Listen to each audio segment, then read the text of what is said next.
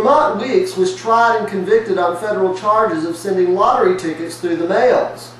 During his trial, he demanded the return of his personal effects, which had been seized as evidence during warrantless searches by state officers and a federal marshal, as well as their exclusion as evidence in the trial.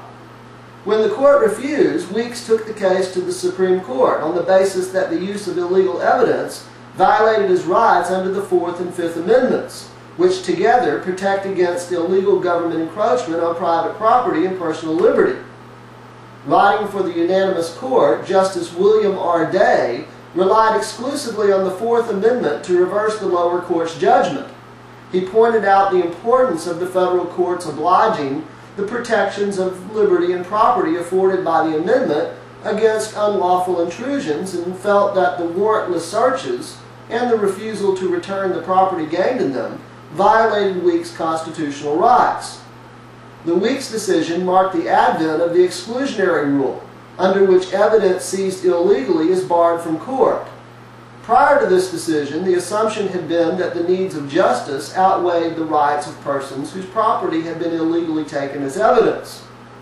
During Prohibition, which began just 6 years after the Weeks decision, the Supreme Court applied much looser standards to its views of the Fourth Amendment, allowing such law enforcement conveniences as warrantless vehicle searches. Much later, and in recent decades, the Supreme Court has excluded a variety of fine points from the warrant requirement, including aerial police surveillance, searches of privately owned open fields and garbage bins, and arrests based upon anonymous tips that accurately reflect the behavior of a suspect. The fact that those who rely most on the Fourth Amendment's protections often seem to be those with the most to hide has tended to relegate the amendment to secondary status in the pantheon of personal rights.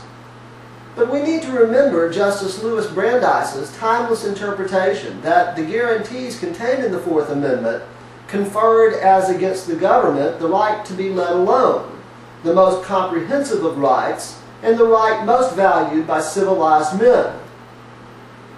Although the Weeks decision marked the formal adoption of the exclusionary rule, it did not incorporate the Fourth Amendment into the 14th, making it active against the states.